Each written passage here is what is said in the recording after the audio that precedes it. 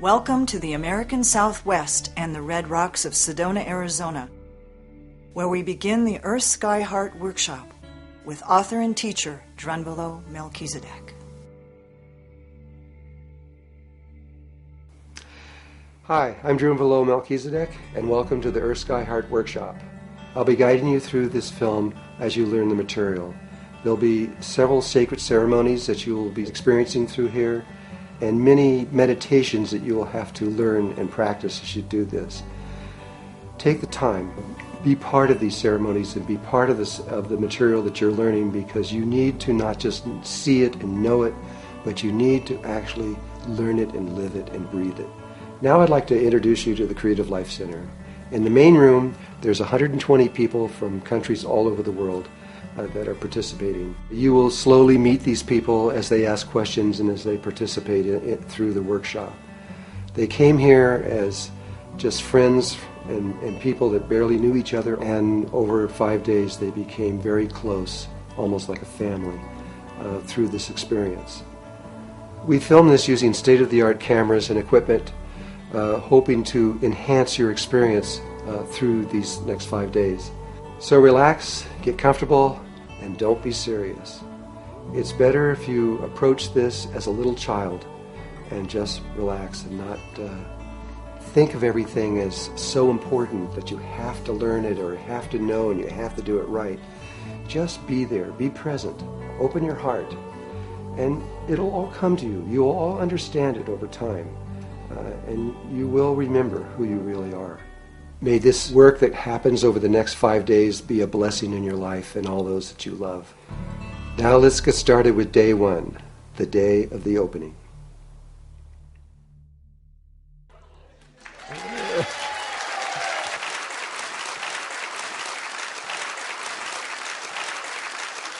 Good morning, everyone.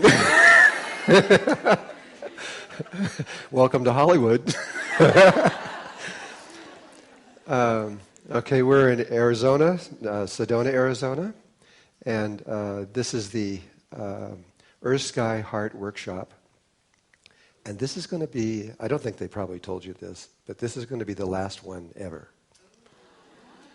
You're at the very, very last one. I remember when in 1994 I was doing the Flower of Life, and I did that from 1984 to 1994.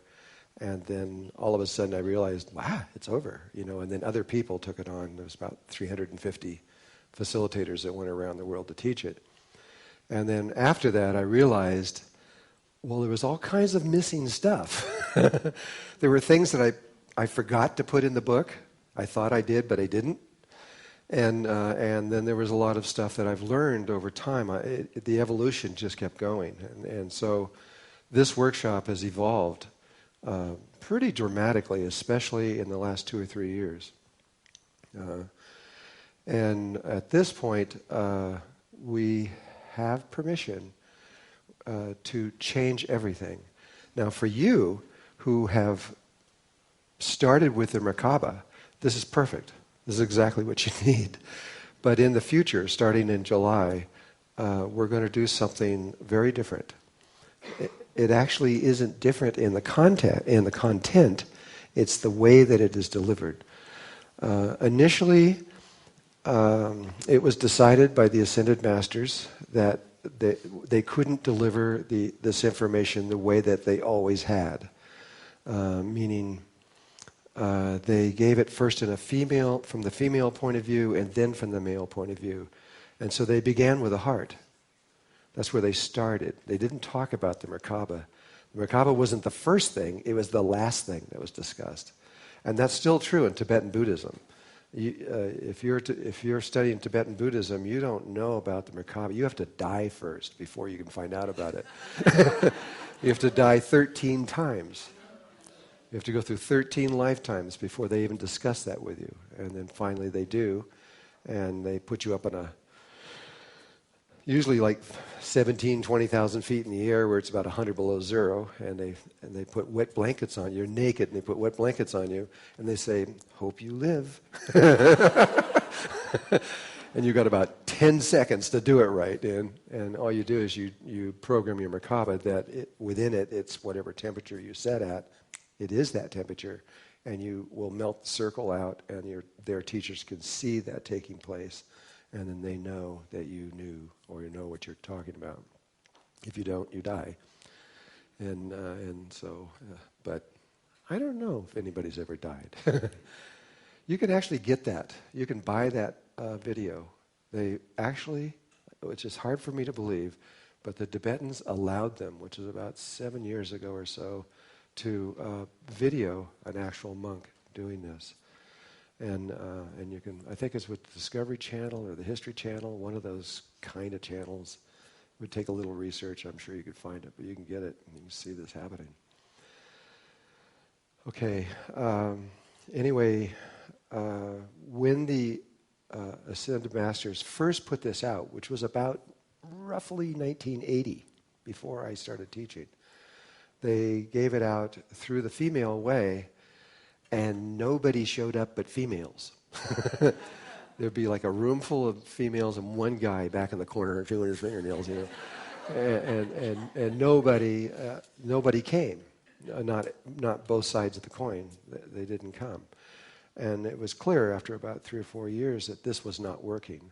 And the reason is because when we fell, and because of a lot of influences from ETs and other kinds of things that were going on, we evolved almost totally left brain and logical. So now we're just we're like becoming Dr. Spock, you know. I mean, we're becoming a male race. And so it was decided to switch over and reverse this and begin with the Merkaba. And they waited until they knew what would happen, is that eventually we would discover crystals, which we did. And then we all got into these crystals, and you know, the whole movement, wow, look at crystals, and they started realizing they're alive. But eventually, they look inside and they see all the geometries. And when they did, that's when we introduced sacred geometry in 1984. And it worked. I mean, the men were attracted to this because it was logical and it made sense. And so it pulled them in.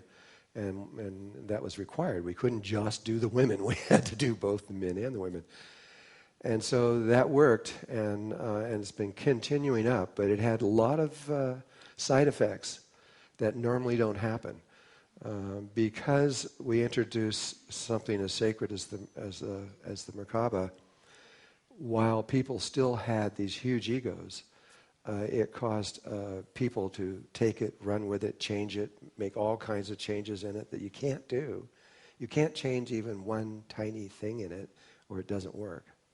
And it's just exactly like the Torah, where in the Torah, if you change one letter, you can throw away the book because it doesn't represent what it was trying to put out. And this is the same way. It has to be done in this particular way. It took billions of years to get there.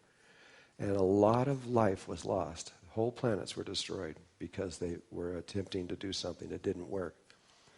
And so and the other reason you can't change it is because the Earth, all the planets, and the Sun are all rotating with a tetrahedral Merkaba at 3421. And so if you use any other Merkaba and you're trying to go through ascension to higher consciousness, you have a problem. Because you're not in harmony and in frequency with the Earth, and she is the one that's going to do this ascension. It's not you.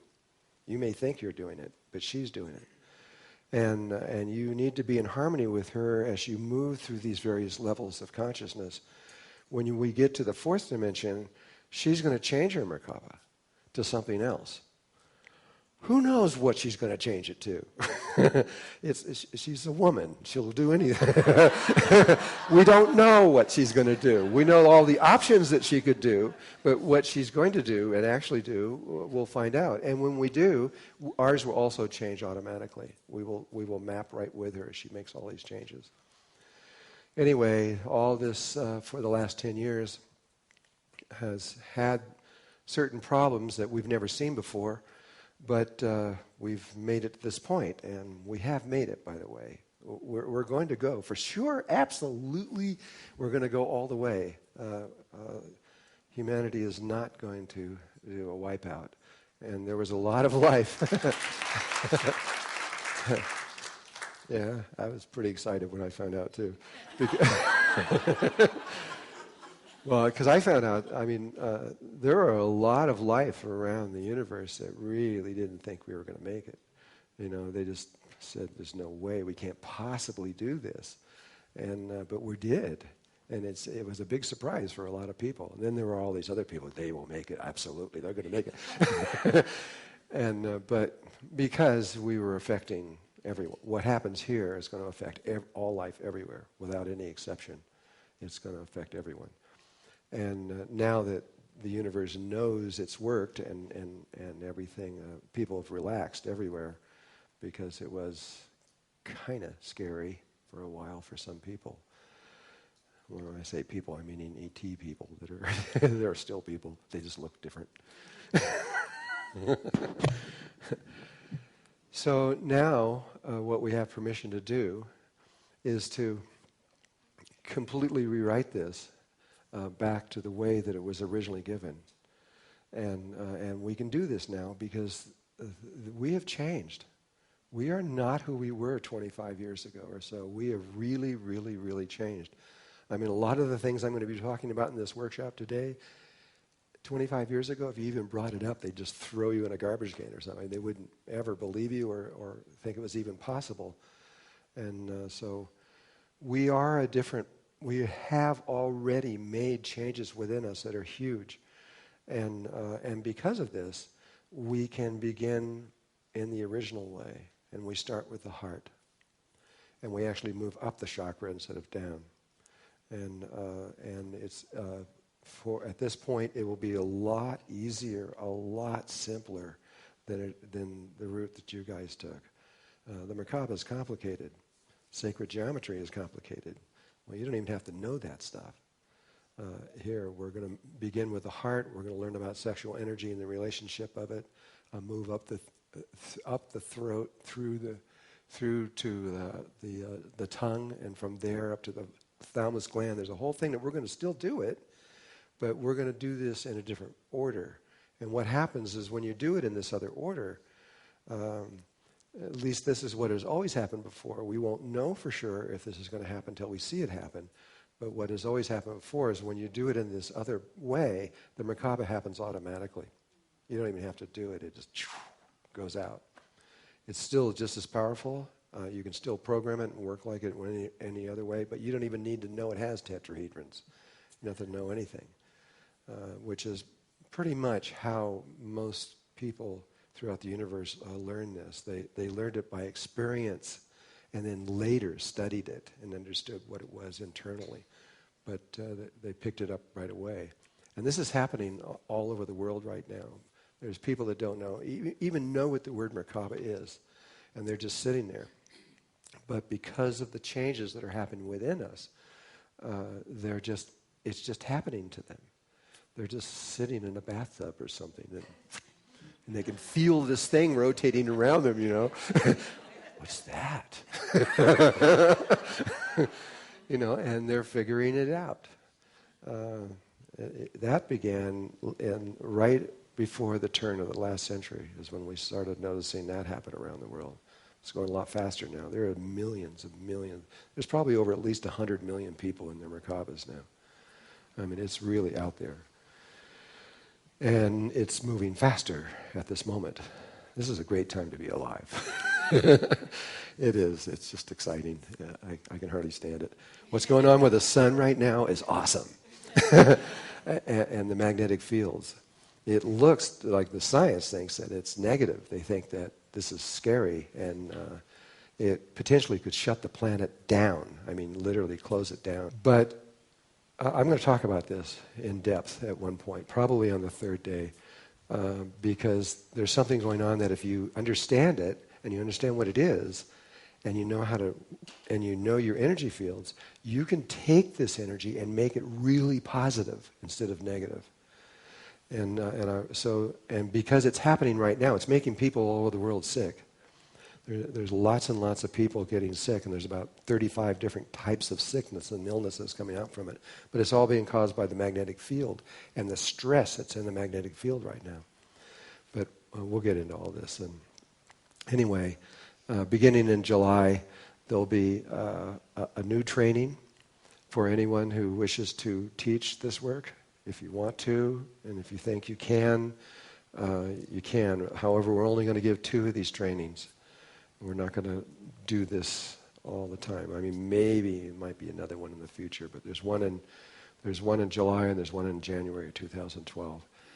And that's mostly for the Flower of Life facilitators that exist out there right now, so they can be retrained in this new way, which includes everything, not just the Merkaba, but the whole thing. What you're going to receive, but in a different order. So I just wanted to let you know that, so you understood that this is it. This is the last one. And to talk about this one now, the Earth Sky Heart, the way it's evolved, it has changed quite a bit over the years, and especially the last day. We have something different in there completely, because there's another level of consciousness that we have to not just understand it. I mean, we have to be it. We have to know it. And you have to learn, in order to get into the other levels and stay stable, and in order to continue on, which is what we're going to have to do, you have to know that you are creating every single thing in the universe with every breath you're taking. This is hard to understand right now, but you have to know what the creation process is, and you have to know exactly how it works, precisely how things and there's 2 different ones. There's one that you can do from your brain and one from your heart, and you have to understand the one from the brain, but don't use it because you'll understand when we get there. And then there's another way to create from the heart, and once you understand that way of creating from the heart, you can change your lives in any way you want. It's okay. The heart will make this creation, make the change without doing any harm to anyone, anywhere, on any level of existence, and you can have anything you want. And it's okay. You can have all the money you want. You can have all the, whatever it is that you feel you need. It's not a problem. But that's not the reason you're doing it. You're doing it just so that you have to choose things to understand. Like with Jesus, he had to turn water into wine. He had to do that, and he had to do it publicly, so that he couldn't just hide it. He had to show that he was doing it. Eventually, you'll have to do it publicly too. You have to see that it is real, but it's dangerous. There's danger associated with this too, because of the ego is still involved in this process as you're beginning to understand. And so when you enter into the creation process, while your ego is still there, there's always this concern that your ego will see yourself doing something that's kind of outrageous and go, wow, look how great I am. Wow, I'm a pretty important person, and then start going out and publicly demonstrating to make money and fame and all this other kind of stuff. You just lost the game. It's just over. You got to wait till your next lifetime, because you just crashed and burned, basically. You have to be very careful entering into this, but on the other hand, you have no choice. You have to go through it. The Hindus, have spent so much time discussing this. These are the siddhas, the powers of what are human potential, and but still, it is dangerous only because of the ego. It is also dangerous if it's done through the brain, because the brain is a polarized instrument, and it's male on one side and female on the other. And so whatever you create, whatever your intention is that you create through the brain, you will get what you ask for, but you will also, from the direction that you can't see, back here, will come something that you really don't want. It'll be exactly the opposite of what your intention was. And the people that are working with The Secret, they're figuring that one out, probably about now. They're all in court with each other and fighting. They made $600 million in that DVD, and it's all being frozen. They're all fighting with each other, and and the things are coming back to them from the other way, like with James Ray, what happened with him. And so, but there is a way to go into this process, which we'll show you over the next 5 days, that you don't have to have any fear at all, a worry or concern or anything, because of where it's being generated from, and from within the heart. And the heart is really intelligent and has this deep, deep wisdom and knows exactly how to give you what you want without polarizing it, because the heart is not polarized, and without doing harm. The brain doesn't care if it does harm. The ego just doesn't care. Usually it doesn't care. Maybe somebody's brain does, but most of them don't. Okay. Now this workshop here, since we're talking about two different ones, this one, Earth Sky Heart, is in 5 days long. And I'm just going to talk about the different days. They're really, utterly different each day. This day I call the day of the opening, and really, most of what's going on during this time is not physical. It has to do with all of our higher selves are right now having a party somewhere. And they're all laughing and talking and exchanging energy in different ways and doing things. And they're all excited, I'm sure, because they know that you're here physically and we're all going to get this. But anyway, the party is what's really important. It's the connection that we are making right now. This connection started a long time ago, the moment you decided to come here.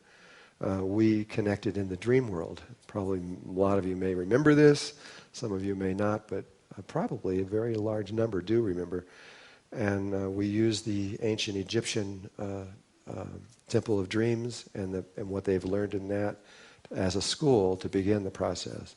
But once we actually get here in this day, this is when this thing happens on another level of existence that is really important. So what happens on this day, we could just sit around and hang out under trees or something, I mean, really, it is the essence of what's happening is this thing. But, I'm going to use the time. But that's the most important thing that's going on.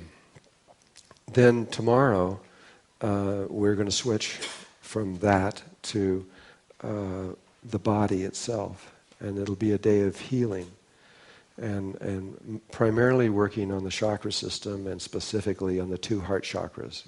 You have one heart chakra here and another one here, and this one's connected directly to the heart, and the upper one's connected to the right brain. And so we have two emotional bodies. We have one here, which is one where you function from, which is polarized, which has love and hate, etc., back and forth. And then we have this other emotional body, which most of us have never experienced, which is the same range of positive emotions, but it has no negative ones at all. It's the only place that unconditional love can actually really exist. There is no such thing as unconditional love from the brain. And that's where we usually are attracted to our mates. We see them because we like the way they look or whatever, or their money or something, whatever it is about them that we like. And then we say we love each other, but that love is conditional. All that person has to do is just say the wrong things at the wrong time and it's over.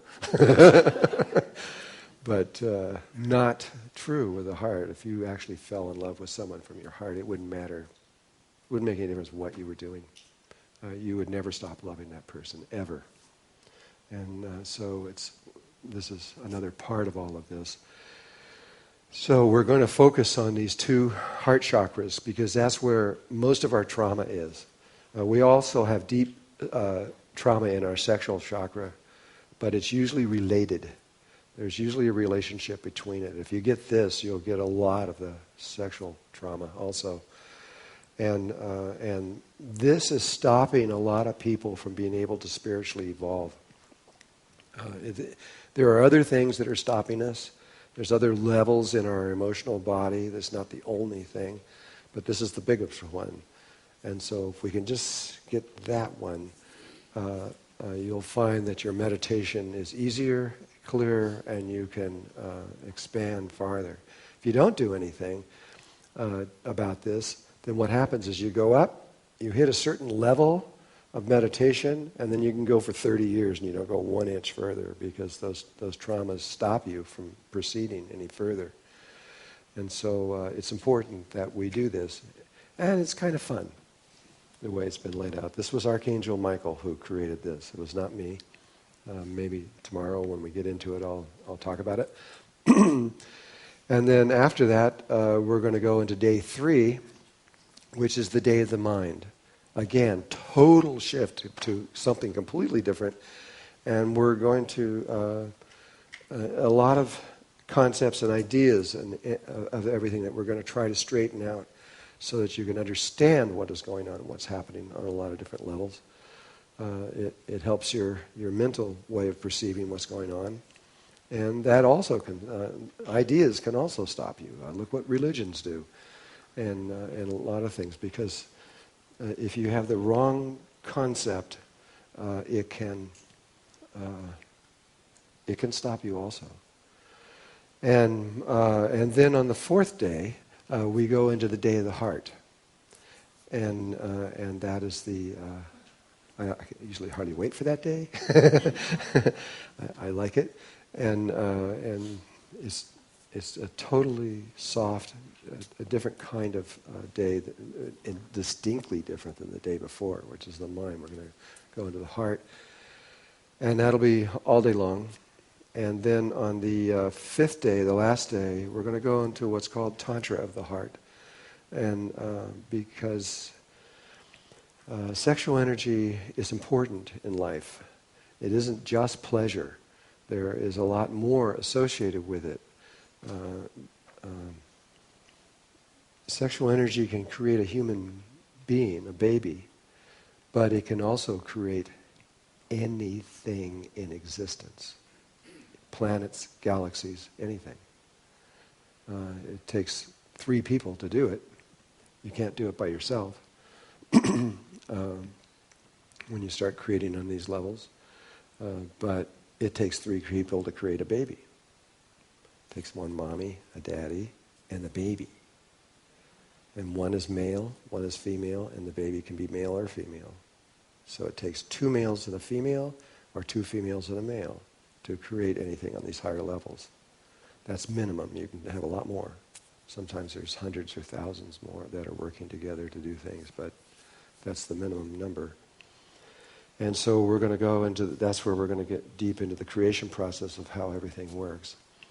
And so this is a school. This is, and we might laugh and have fun and play and all kinds of other things, but we're going to still keep focusing on trying to give you the knowledge and understanding and direct experience so that you can proceed in your way of evolving. And we're all different. Okay, I think that's about it. I don't know exactly. There's, by the way, there are certain, though I have it all written down where we're going to go, kind of, there's a lot of little branches that go off, and it depends on who you are and what you need. So I don't know. This one may not be exactly the same as another one that we do, because it depends on what the needs are of the group. But whatever it is, that's what we're going to do. Because we are going to be a big family before this is all over. It's hard to imagine because we're from all over the world. But we all really have the same core, same purpose, reason, same desires in life. We're human beings. And we have one mother, that's Mother Earth. And we have one Divine Father, which is the Sun itself. And we have one, there is only Great Spirit. There is just one Spirit that moves through all life everywhere. So even weird-looking ET is really your brother or sister. I mean, we're all interrelated. And life right now really does love us and care. I have to add a little thing. I have to say, I apologize for what the Greys and the reptiles have done. Because when that was our first introduction to other life. And those guys were just here to kill us and get rid of us. They had good reason to. If you know, if you understand what was going on and why we destroyed over 100 of the great planets, whole planets, killed everybody on it. We did it. And that's why they were here, because otherwise they would have never came here. And they came here to find out what we were doing and then to try to correct it, which they couldn't. And then they just wanted to eliminate us. That's over. Well, with the gray side it is. It's not quite over with the reptiles yet, but it's almost over. And it will be over with very, very soon. And what's behind that is the rest of the universe. And at this moment right now, there is somewhere between 250,000 to maybe as many as 300,000 different cultures, different races, species that are here on Earth right now. And they are here out of pure love. They're extremely high beings. They understand the situation. They came here to raise our consciousness because we weren't going to make it on our own. And their their time is about to go. You're going to see the love. You're going to feel it, and it's almost here. So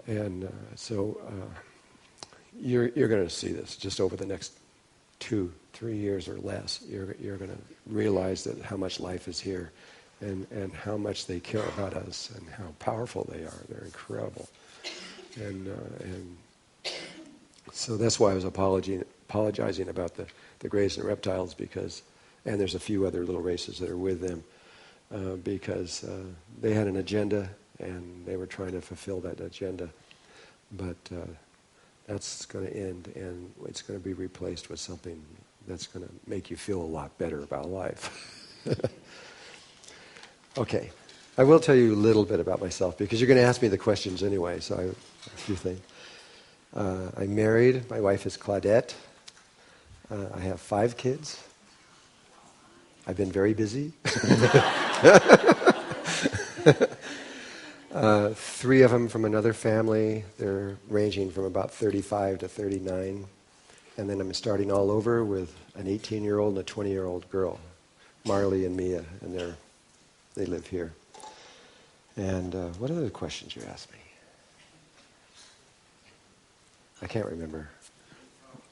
Where am I from? Where I am originally from? Okay. Well, I'm definitely an ET. There's no doubt about it. I'm not from here at all. But where I'm from is where we're going. And that's part of the reason why I'm here, is to, I had a frequency of where I was from, and then the Ascended Masters took that from me and figured out how to get back there. They made 3 or 4 attempts, and then finally in about the mid-90s, they were convinced, and they all left, all of them except for 7 of them. And now about 4,000 of them are still, 4,000 people from humanity are now in the new world, a new universe that we're going to. And then about 4,000 of them came back here, and they have that knowledge of how to do this. That's why I know we're going to make it. We've made it, really. Part of humanity is already there. They're no different. Ascended Masters no different than you or me. They just are a little bit further along, a little bit, not much, but enough to, it looks like a lot maybe, but it isn't really. You're going to be there very, very soon. And so and then when coming in, I spent about 15 years on the Pleiades, on a particular planet there. It's kind of like going down in water or climbing a mountain. You can't just go to the top or go to the bottom. You've got to go down in stages, and you have to learn things. And so that's what the Pleiades is, like a university or a school. And so I was learning about Earth. And then I went to Sirius for about a year. I'm talking about Earth year times. About a year there, which they gave me very definite training on that. And then I flew here in a big ship, a really big one. It took 400 people just to fly it. and I came to Venus first because that's it's the headquarters of this solar system, and you have to get permission, and we are already going through that stages. And then I came here.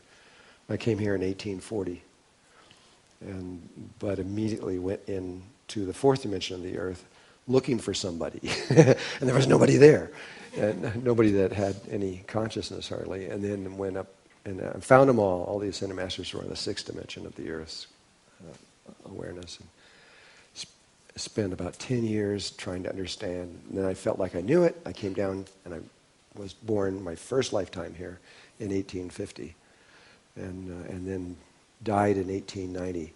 But I made so many mistakes. Oh my God, I did everything wrong possible. And I was so sure that I had it down. And so then I went back there and I said, God, you guys didn't tell me all this stuff, you know. It hurts to be down there. And so I stayed a long time. And the time is different. As you go up in dimensions, time gets longer, bigger. You have more of it. And so I was there from 1890 to 1972. That was 82 years. That's a long, long, long, long time. And I figured, okay, now I've got it. And I wasn't born normally. I walked into this body on just a couple of days, April 10th of 1972, and been here ever since. That's the birthday. Yeah, well, I consider that's my birthday because that's when I came in. But the body was older. The body's 70 years old, but I'm only 39.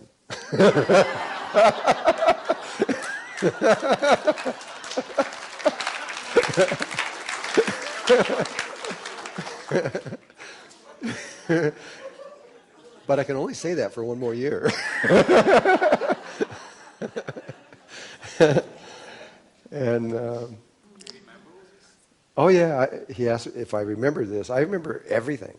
That we have within our heart a special little place that records everything. Everything we've ever said, ever done, ever felt, scratching our head, anything. It's total Akashic records, personal. And so it's all there, and you will remember. In fact, the name of this school that we're going to reverse this whole thing, and it's called the School of Remembering.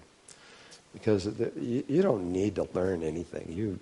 You're all masters. You all know this stuff inside and out. You just had a bump on your head, and you're just forgot a little bit. And all you have to do is remember. When you connect back into your heart properly, all your memories will come back. You'll remember everything. But it isn't just your memories. It's the entire universe. It's the Akashic records of everything. Not just the past, but the past, the present, and the eternal future. Everything. It's all recorded. It's already happened. This is kind of weird for us to try to understand this now, but what we're doing has already occurred. This is why in the Torah there's a code inside the Torah that they called the Bible code, but it was really just the Torah code. And in there, every word that I'm saying right now is written down. It's already happened. That's my name. They gave it to me. I was Melchizedek, but they gave me this name specifically for Earth, Drunvalo Melchizedek. I don't know why they gave me that name. They just did. They said, "Here's your name." I go, "Thank you very much." What is it now? I say it again. It's a Druid name. In fact, the whole name, Drunvalo and Melchizedek, is an English Druid name. And the Druids see Melchizedek as living in the center of the earth. And so they look down. That understanding is so wise. I mean, in terms of where life is and how it works. If we have time, I don't know if we will or not. That's part of what's called the advanced workshop of this. But the center of the earth is exactly identical to what's outside the earth. The entire stars, planets, everything in the same exact arrangement, same precise everything. exists in the very, very center of the earth in a spot so small that you couldn't see it if it was here right now.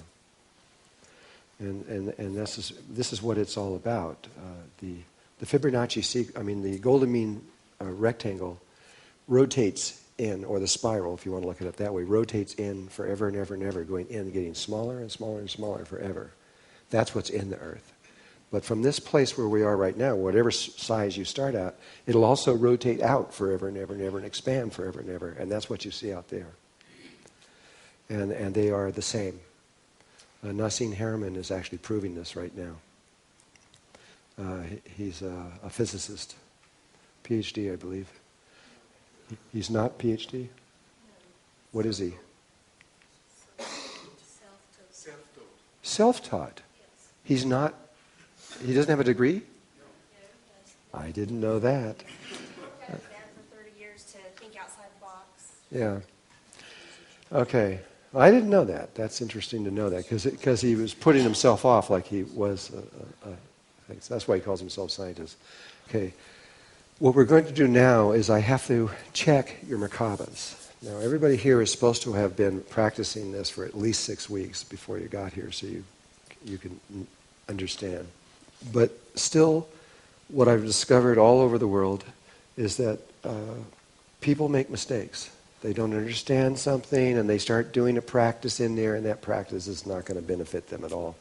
And so we need to correct these things. Most of them are talked about in the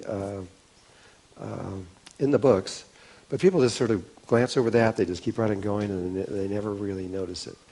And so there's things I have to find out if you have mistakes. Let me see. One of these things is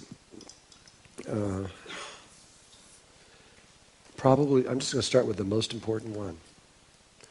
Because this one is essential, because if you are doing it wrong, you will eventually start getting sick, and eventually you'll die.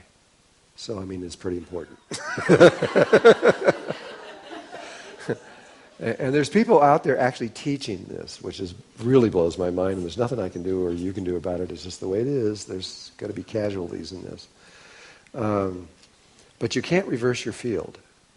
If you reverse your field, it's an anti-life force, and it'll actually kill you. And everybody knows this everywhere. You can just look at the planets. If you look at from the North Pole of all the planets, they're all rotating, and the sun, they're rotating counterclockwise. And when a planet starts to rotate the other way, everything on it will die. Even if it has an atmosphere and water and everything else, it would die. The planet's time is different. It would take a while. It might take 1,000 years, but it would eventually happen. If you go into nature anywhere, you'll see vortexes. Sedona is not the only place that has vortexes. They're everywhere. Though there are places where you can go where there's just like none. There are areas that you won't find very many. But this place is loaded with them. Little tiny ones are about every 3 feet. They're all over the place. If you put a pendulum out, especially when you get into the red rocks, you'll see this. But if you go into where there's trees, and you can, not just rocks, but where there's trees and plants and things like that, you'll see these. They're perfect circles usually. They're absolutely flawless most of the time. They're perfectly round circles. And everything, and they're the thickness of even thinner than a sheet of paper of where you're in it and not in it. And like there's one, how many people have been to, what's it called, the Mystery Spot in California? In these vortexes, they make all kinds of distortions. You have one there, I think at the Mystery Spot, where you have a thing like this. You put the ball at the bottom and it rolls up. There's another one there where they have a piece of concrete that's halfway in the vortex and halfway out of the vortex, and is perfectly level. And you can bring your own level. There's a level on it, but you can bring your own level and see it's perfectly level. And you can have two people exactly the same size, one standing on this thing at the same thing, one standing inside, and the person inside is about 4 or 5 inches shorter. And you change places and look back the other way, and all of a sudden you're really short and they're really tall. And you can explain it in any way you want, but there's distortions that take place inside of these things. Well, what you'll also find is that, especially here, you can see them here, where there's trees and everything, that if a tree is inside there, the tree trunk is going to rotate in the direction of the vortex.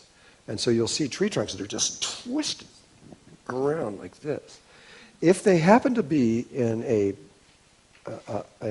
anti-clockwise or a counterclockwise vortex, as you're looking down at it from the north, they will be stronger and better and healthier. Even though they're all twisted up, they'll be doing great. If you go to one where you see a tree that is rotating the other way, the tree is usually dead. It means that the vortex happened after it started to growing, and everything. And then you won't see any little bushes or anything in there at all. They'll be long gone after that. It'll just be totally vacant. Wherever you see a positive one, it goes up in the air, comes back down, and it reverses the field by doing that. And so wherever there's a positive one, there's always a negative one. They always link together.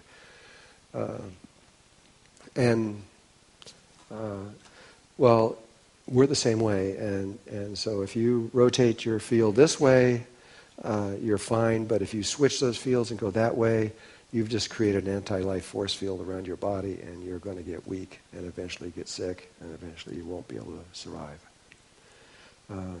And so I got to see if anybody's doing this. It's really simple. From a point in front of you, are you rotating the male one to your left, 34? Is there anybody not doing that? No? From a point in front. If you pick the point, once I had a person who was really sick, ended up in a wheelchair, and this was only about 3 or 4 years into doing the Merkaba, and they were just getting sicker and sicker and sicker, and when she described it to me, she was saying, no, I'm doing exactly what you're saying. And I just couldn't understand it because the symptoms were so clear to me. But she was saying, no, I'm going 34 to the left and 34 to the right. And then after a long discussion with her, I found out she didn't pick a point in front, she picked a point in the back. So why? I don't know. But she was going 34 this way, 21 this way, and it reversed the field. As soon as she switched it back the other way and chose a point in front of her so the reference was correct, all of her symptoms went away. She's fine. And so nobody's doing that here, I don't think. Okay. Yes. Oh, we need the mic. This is Natalia here who's bringing, just to introduce you. Huh? I changed my name. Oh, you did? What is it? Olivia. Olivia? Oh, okay. All right. Hi, Olivia. I didn't know that.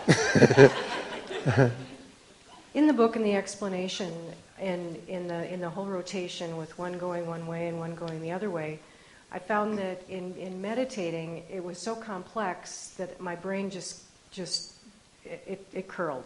It just started. So I gave the intent for it to do what it does. So I couldn't tell you which way it's going because I haven't tried to. Well, actually, that works perfect. There's 2 ways of creating the Merkaba. One is male and one is female. And the male way has to know every little detail and has to stay within the boundaries of the logical patterns. But the female doesn't work on logic. She works in another way, which is mostly intention, like you were just saying.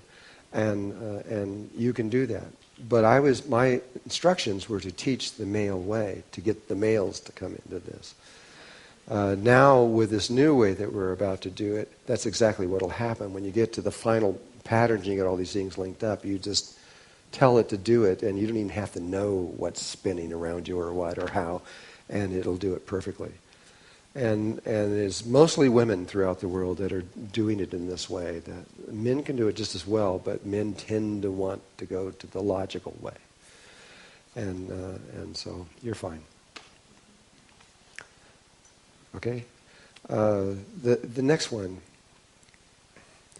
is there anybody here that is doing the Merkaba? Let me get this.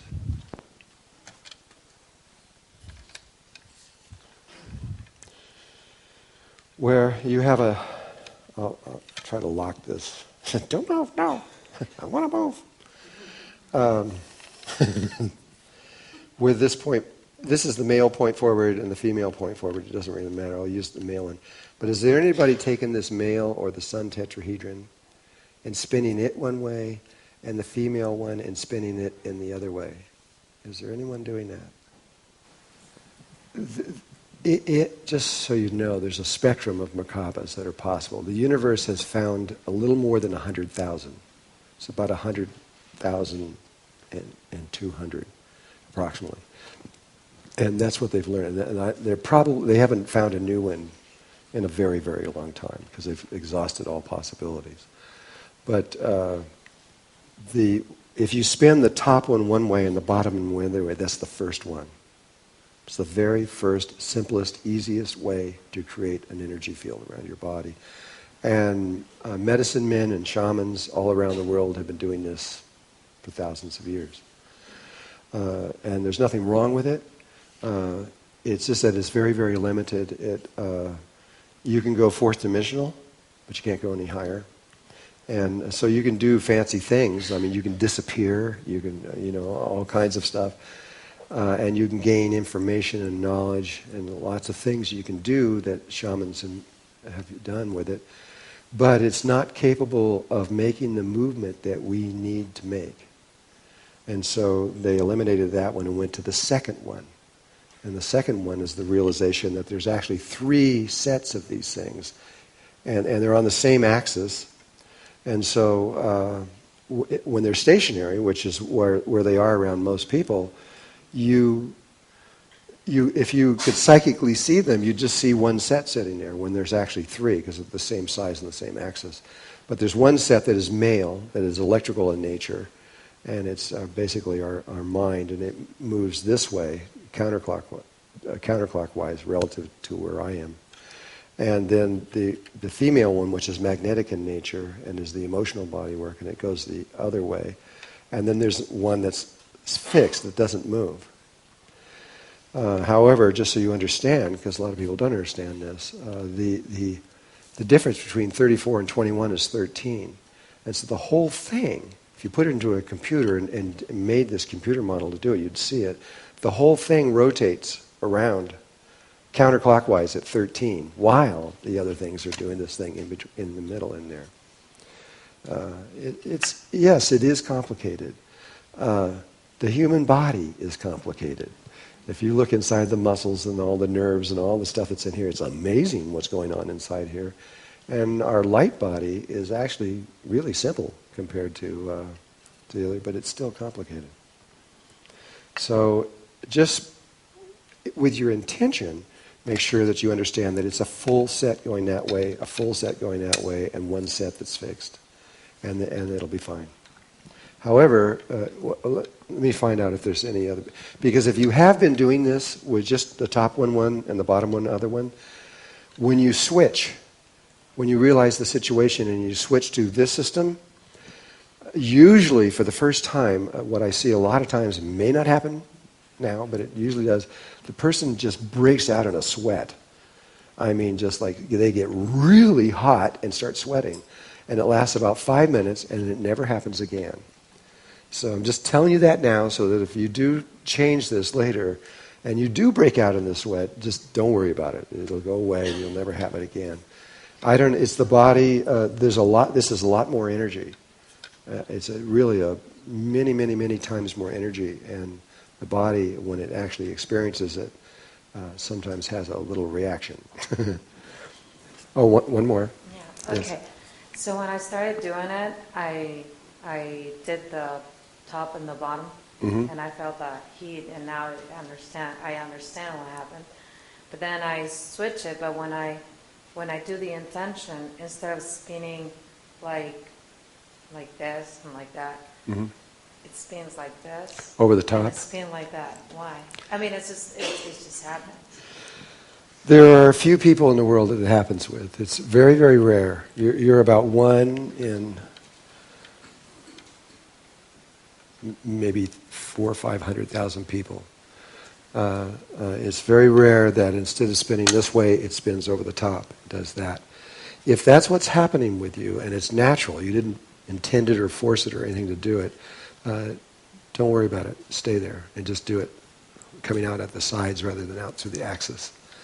The angels actually had me learn how to do that, but I never understood why they had me learn how to do that. But there's a lot of things we can do with this that I don't talk about, and that's one of them.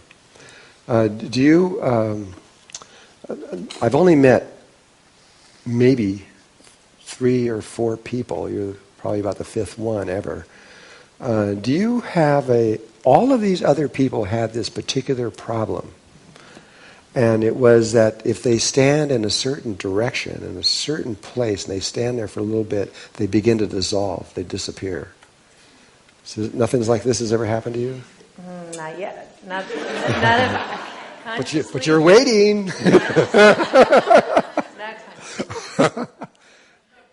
Yeah, we had a yoga teacher in Seattle, and he said he just had to be really, really careful, because if he stood in a certain direction, which was kind of like it was toward the north somewhere, and he says, if I stay there for more than 4 or 5 minutes, I just absolutely go poof, I'm gone. And he's done it in front of his people, not intentionally. It freaked him out. And so they were really concerned, am I doing something wrong? What's going to happen to me or anything? But my inner guidance is saying, no, there's these really strange people that have this, and it's okay. You have a function in the reality. It's like every person every cell in the body. You've got red cells, but you got these little white cells that go around and keep everything clean and stuff. And so your function in reality is a little different for what you do, but you're really important. And so on the bigger level of life, and so just go with it and don't worry about it. Okay. Is that it? Looks like it. Oh, one more. So what's the ideal? Ideally, for most people, the one set of these should be going from a point in front of you to your left 34 times around, while this one is going around 21 times around, female. And that's a ratio. It's a Fibonacci ratio. Those are Fibonacci numbers. And they're all Fibonacci possibilities. So there's a 3421, there's a 3455. You could reverse it and go the other way. You can actually use reverse fields, but you have to know how to do it. A reverse field is putting the female stronger than the male, and when that happens, it's dangerous. Is that dangerous from the male point of view? It's probably. It takes 2 males to balance her when she's strong. It takes one below and one above. We did this work a long time ago in one of them, and then a lot of people didn't realize that wasn't even for human beings. It was for planets. That's when we were activating the Earth's Merkaba field.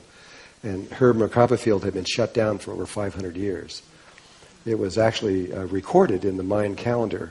It's about 528 years ago from right now, approximately. And at the same time, Amaterasu in Japan, it was exactly the same year that she went inside the Earth also. And so we went into this darkness at that time. But, just to keep it shorter, because we've only got 1 minute.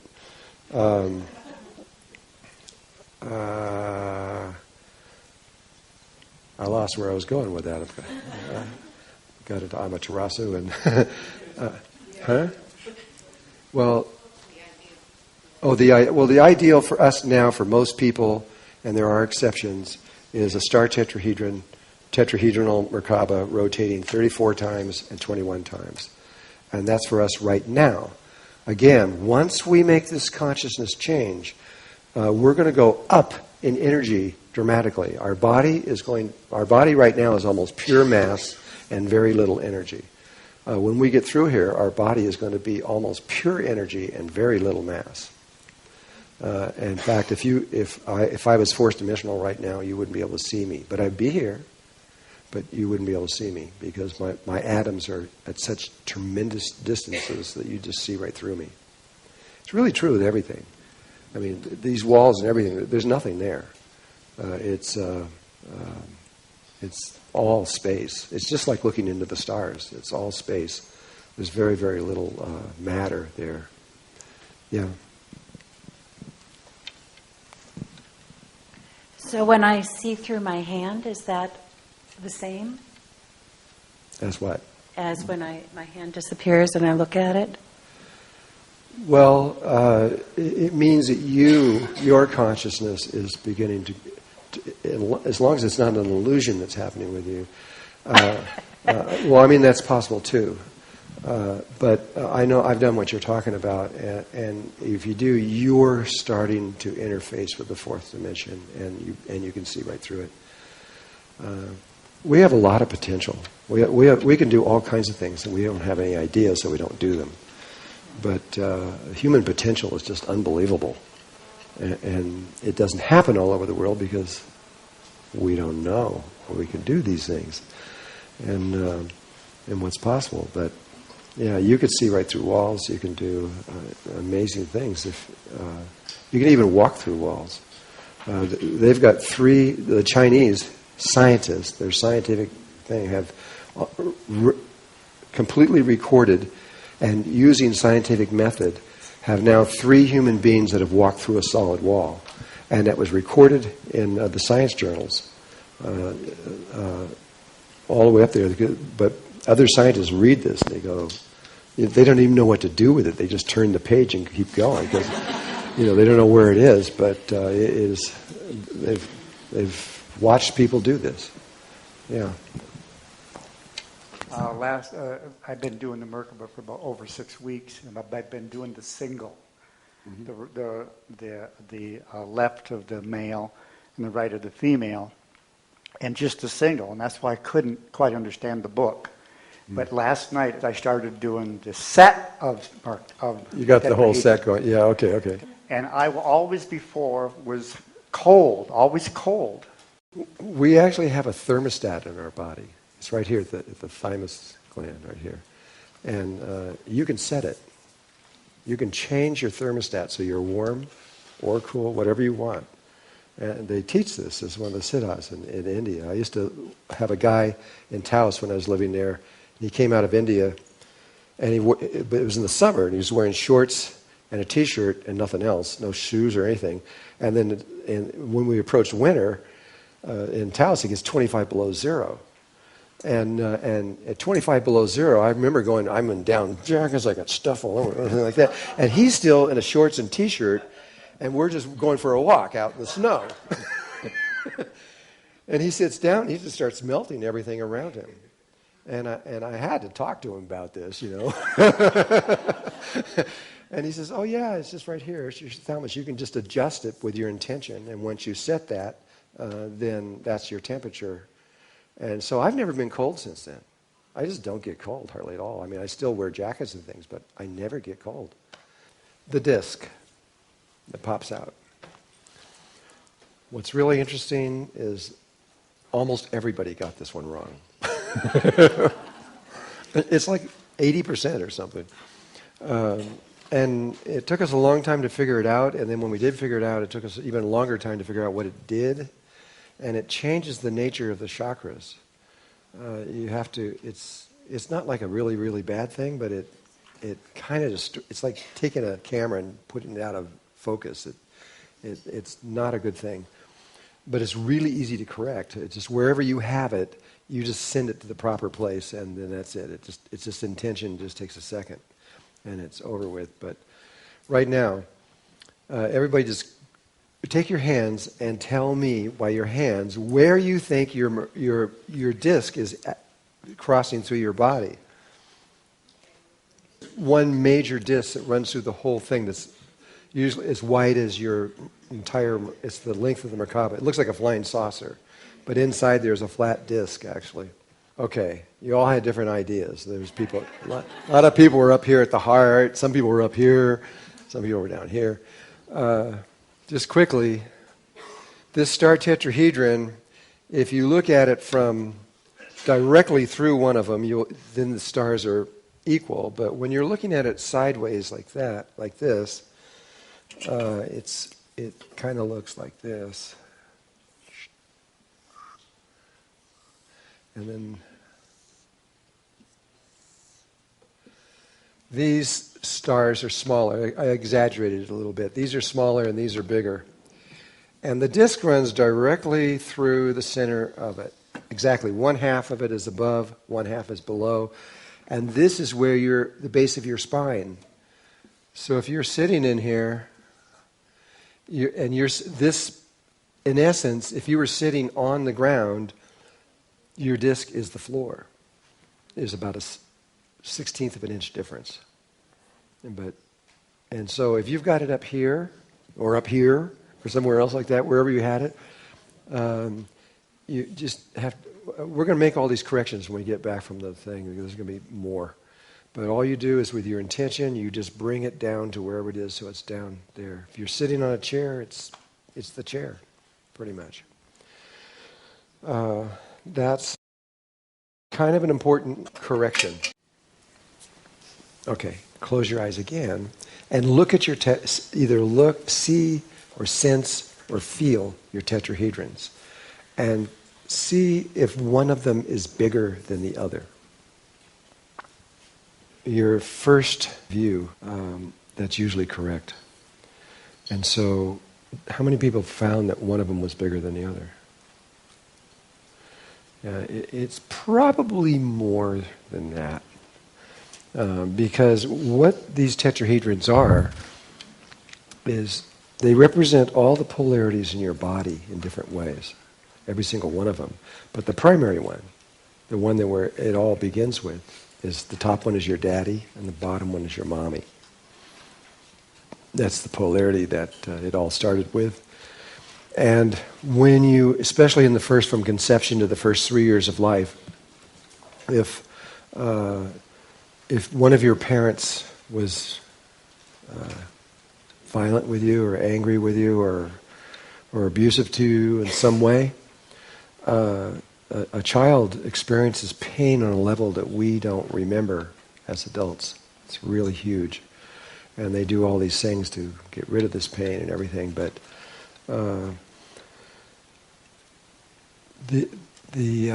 what happens is the child backs away from that parent internally in their heart, and they are protecting themselves really from the pain. And so what happens is in the tetrahedrons, the tetrahedron gets smaller, it tightens up. And so if you put your tetrahedrons on the screen, you can just look and see what, just by looking at it, you're going to know pretty much what your relationship with your mother or your father by seeing those tetrahedrons.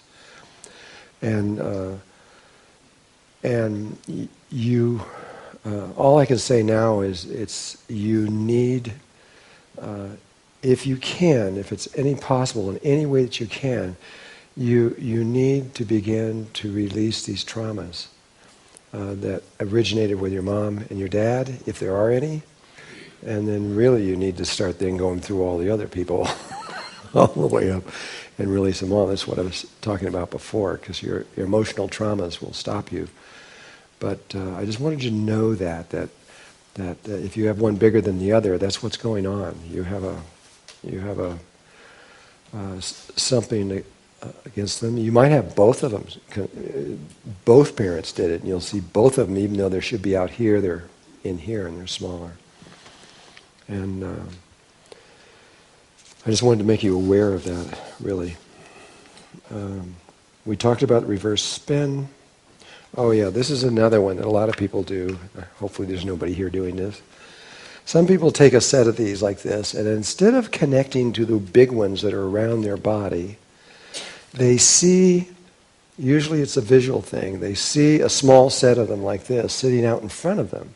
And so when they're going through the white light and the top one and the bottom one and going back and forth and they're doing all the things, they're seeing it happen in front of them. They're not actually doing it. Is there anybody doing that here? You are? Anybody else?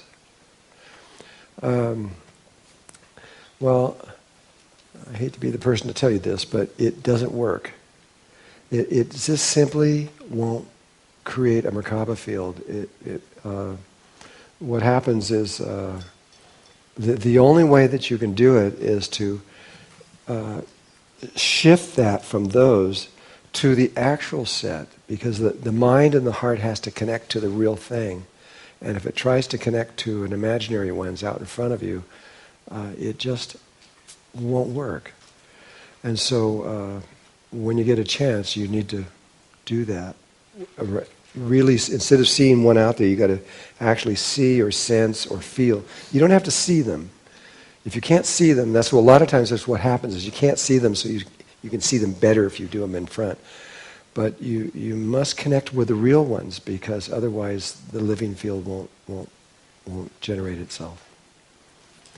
But yes. How do you connect with something that you can't see, sense, or feel? If my intention is just to allow it to do what it does naturally, and I don't have any tactile or sense of what they are, how do you connect to that?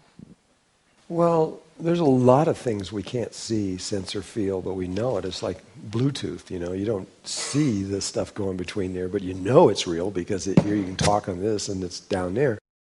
And some things we can't see, like air, but we know it's there because when it blows hard, we can feel it. But that was the problem in the beginning when we first started teaching these out to the world, is that nobody could see or sense these things out there. Even though they're really there, you can put them on a computer screen, but very few people can do that because of what is required. The technology required to do that is very, very, very, very expensive. And so it's only happened, just the Russians have done it, and I'm sure the United States has done it, but probably not too many other people have done it. And it almost takes faith in a way. I'll take this to another level in terms of when people have what I've seen after, I don't know how many, I have no idea how many people I've been in front of with this and looking at their fields. But I've talked to lots of them. And what I find is that there's a spectrum. And one end of the spectrum is a person that doesn't sense or feel anything when they do this. There's just nothing going on at all. And then on the other end of the spectrum is a person who has probably been doing meditation for many lifetimes and is aware of this on another level, and they do this and instantly they float off the ground, they can put their hands through walls and they can do all these things, and they go, oh yeah, it's easy. And but what we have is a spectrum in between those two poles, and most people are somewhere in there, somewhere, and they'll feel it but they can't see it, or they can see it, but they can't feel it, or, there's all kinds of things. What I do know is it doesn't make any difference. The Merkaba is just as real to that person as floating off the ground than to someone who can't feel anything. It's just as valid and functioning just as well. But it is a problem. And there's a pretty significant amount. It's like about 15% or so of the people can't feel a thing. And then others can. And you see this if you start talking to people in here. You'll see that some people can actually see, which is the hardest of all. If you can actually see your Merkaba, that's hard for me. I have to sit for about 15 minutes. Keep getting slow enough to be able to get down to be able to sense those things. And I was a really bad student anyway. The angels kept going, oh God, Drunvalo. They would, I'll never forget when they told me to make one of these out of cardboard. And I didn't know what I was making. They hadn't told me yet what it was yet. So I'm holding this little tiny cardboard thing with about this big, and I'm going, I'd never seen one before in my life. And then they start telling me about how important it is in the universe, and I'm going, you gotta be kidding. This is, and then it took me a long time to get to the place where they said I had to do the meditation, but I just kept forgetting. I do it for 3 or 4 days, then I'm off in the forest playing flute or something else like that, and then I'll go about 2 weeks, and they kind of, Drunvalo, you got to meditate. Oh yeah. Oh yeah, meditation thing. Oh yeah, and so we're all different, and we are who we are, and it's okay. This is not something. Nobody's going to fail this. We're all going to be fine, and we're going to remember. But it is kind of tricky. If you are in a position where you can't feel or sense or anything, you just have to go. This is where I think, this is where my wife could step in, because she is pure female work. I'm pure male pretty much, and she's pure female. And her work would really help a lot of people like that, because she doesn't do any of these things with logic. It's all just with images, and she can move consciousness around with images. She's getting really good right now, because she's been working for the last 1.5 years in Moscow for these large corporations, helping them. Yeah, Earl Seb. Earl Seb, right? Earl Seb. And she appears to really be helping them from the feedback that we're getting, but in teaching with them, she's learned a lot. She's got almost as much as they've got from her. She's got a lot from them. She's really fallen in love with them now. She loves the Russians.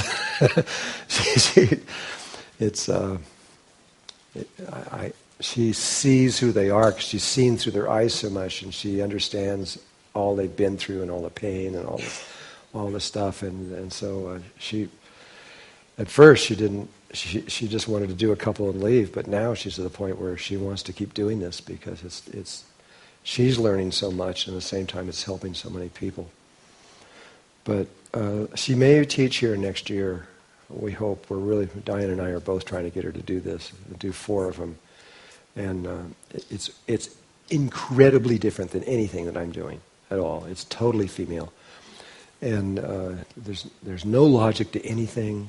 There's no, I listen to what she's doing, and I've been through it, and I watch it, and you see all of a sudden she does something like see a tree, now see a dog over here, now see a star, and you do that, and then everybody in the room cries, and you're going, why? Well, there's no why. Forget the why thing. It just does, and I can't explain it. I've really tried. I've given up, kind of. I understand them a lot more than I did when I first started, but when you're male, you're just not female. And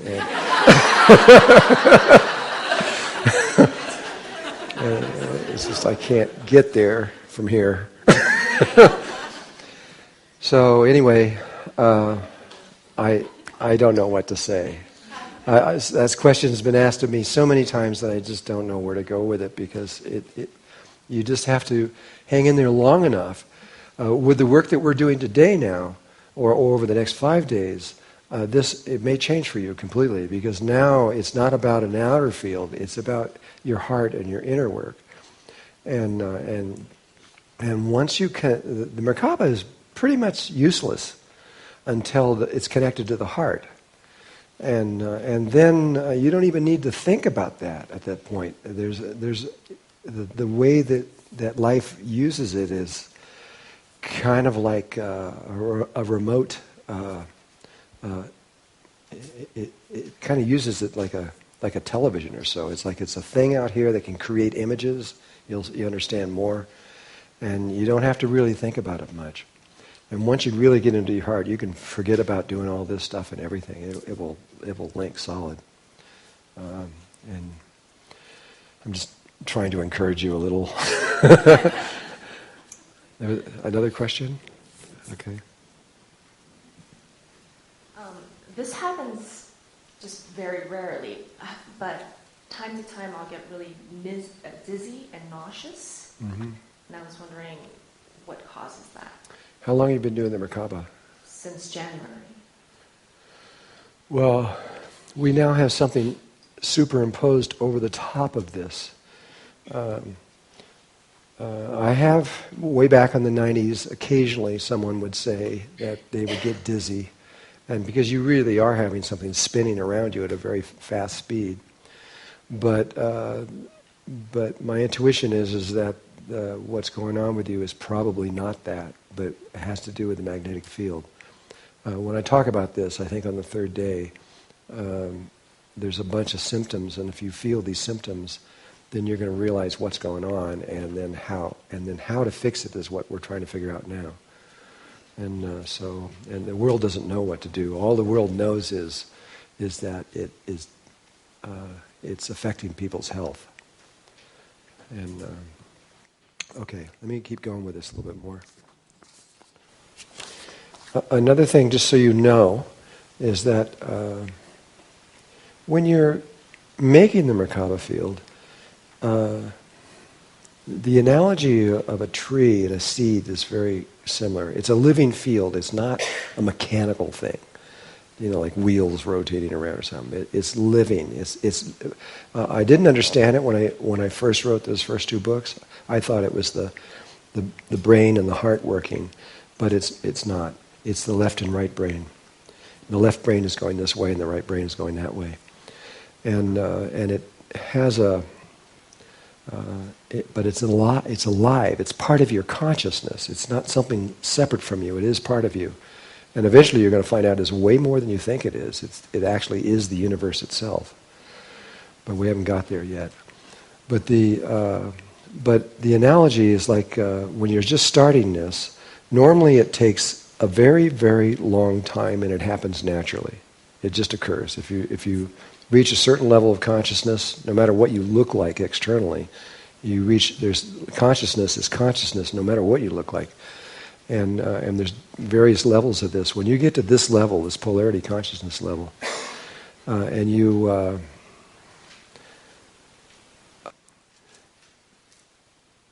when you start over, every day when you're doing this, you're actually bringing it from your navel up to your heart.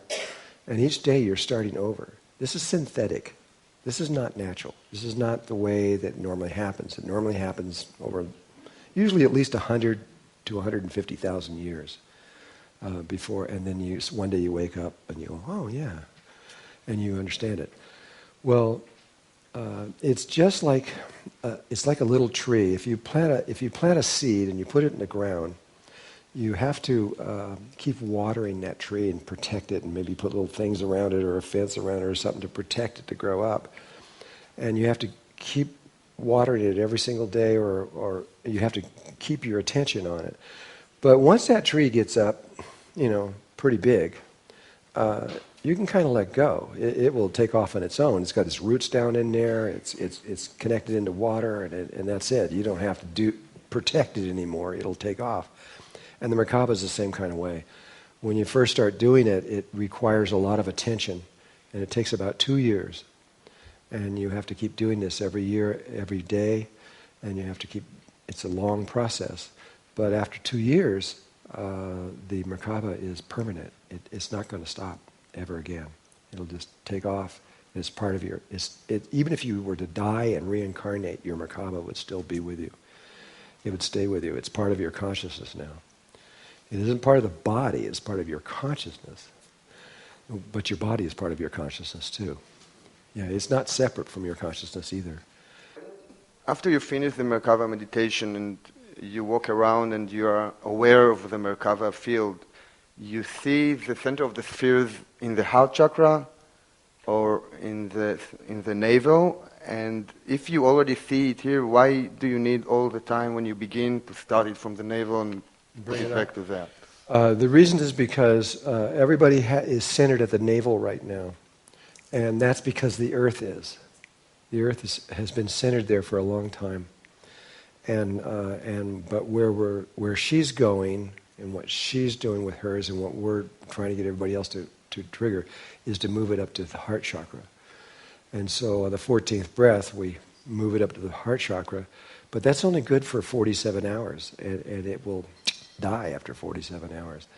And so once a day, or definitely before the 47th hour, you have to do this again, and you do it by starting all over again and bringing it back up. It's not natural, it's synthetic. Everything that the earth has been doing with consciousness is synthetic. If you go way back into the Egyptians 6,000 years ago, they were building pyramids, physical pyramids, using rods, tuning forks, frails, all these things to raise consciousness. And it's not normal, it's synthetic. 6,000 years before that, a little more, we basically got a bump on our head. Something happened during the time of Atlantis that caused us, we were already entering into that level. And then we lost it, and we came down. And then so life said, if we hadn't have already entered into it, the rest of the universe would not have allowed us to do what I'm doing now. But because we'd already entered into it, and it really was only a small number of people, but nevertheless, we had got it. And but because we had achieved it once, then they gave us permission to go back and do it again. But in doing it, we're doing it synthetically, and it doesn't always work. We've watched many planets go through this before, and a lot of times, I don't know what the percentage is, but it works more than it doesn't work. But still, there's lots of times when it doesn't work, and the whole planet just dies. Doesn't make it. And so you have to know that this is not a normal thing. This is just one way that they have found a long time ago that works. But eventually you'll bring it up here about 2 years from, if you just started today, and about 2 years from now you'll bring it up here and it'll just stay there, and you don't even have to do this ever again or anything. It's going to stay there. It's just part of you. So when you see it during the day, you see it in the heart chakra? Yeah, during the day you're up here, but then every time you start over, you've got to bring it back down here and bring it back up. It's kind of like, like one of these wheels in playgrounds and you have to just keep giving it a push to keep it spinning. You have to keep doing this. And you have to bring your hand back over here and do it again, and bring it over here and do it again. And then, but eventually, if that wheel is done right through vacuum energy, it would just keep going forever. How many people, when they were doing this, I know, because I was following my instructions from the angels, and they said on the top one to see white light in it, like lightning, which is just the color of pure prana, and then you move it down to the other one. How many people noticed as you started doing this, and there's nothing wrong with this, how many people noticed that when you started doing it, it wasn't white, it started changing colors and started becoming all different kinds of colors? Can I see with hands how many people that? There's no rules. Well, what is really going on is the angels gave it to this. Well, I understood this later from them. They gave us a kind of like a generic version of it. And they assumed that you were going to learn these things as you went along. What was really going on here. And interesting enough, not very many people did. It's communication.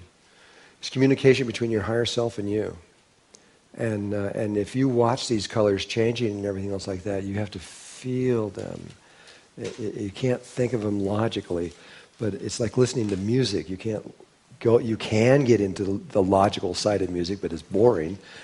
But you have to feel them, and if you do, you will feel what they're saying to you. They're trying to communicate with you, and it isn't just sight and that; it's all of your senses.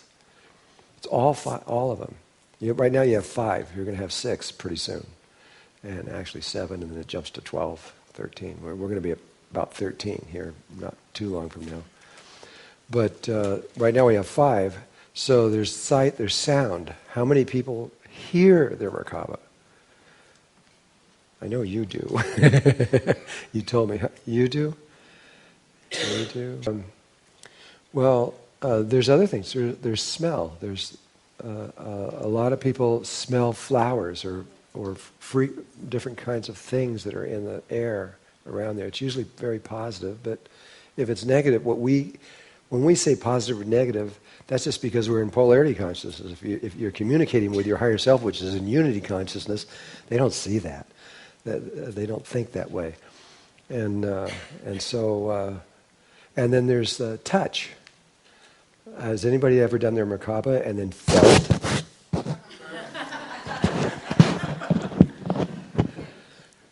Felt yourself? Or felt something touching you? Or yeah, I mean, when you get to touch, your higher self is really close. They are really, really, really close. They are really focused on you.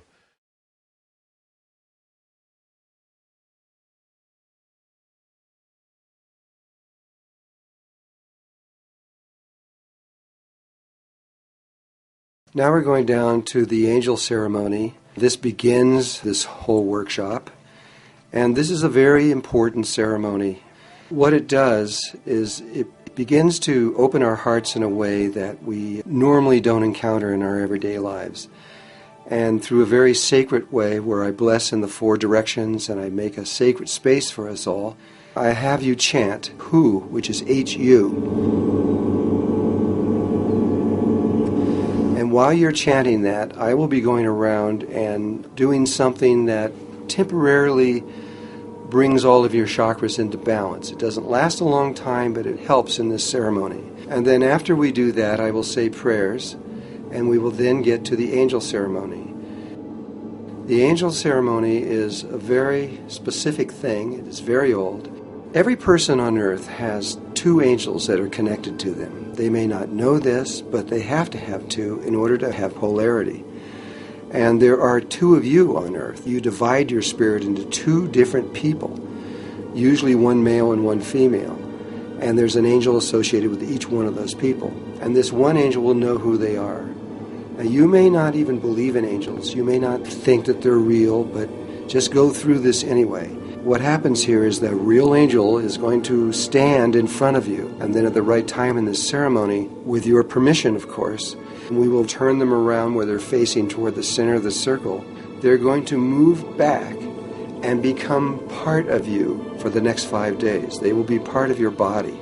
They will sleep with you, they will look through your eyes, and they will begin to help you understand what is about to be presented to you. When you have a problem, and you don't understand something, you can close your eyes, connect with this angel that you're going to soon become familiar with, and they can tell you anything you need to know.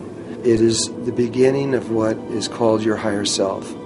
A higher self has higher selves to higher selves. There are many higher selves, other beings that actually are you on another level of existence.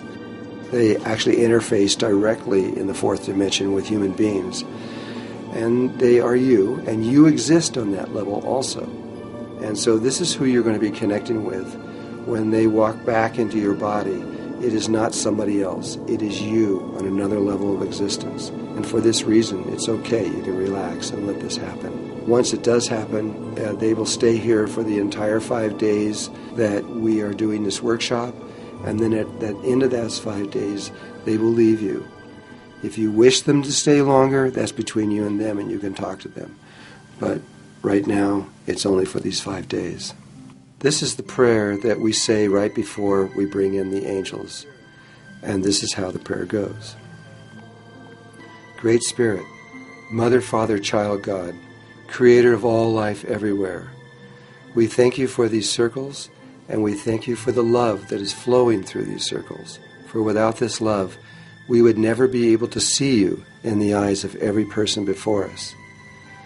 And may all the beings of light who wish there to be love and truth and beauty and trust, harmony and peace and reverence for God, may the beings that hold these principles and that are working with us now be here to help us so that we can understand what is being given to us and we can live it and breathe it and make it real here on earth now and today. Now for the angel ceremony, we are going to invite the angels in at this time.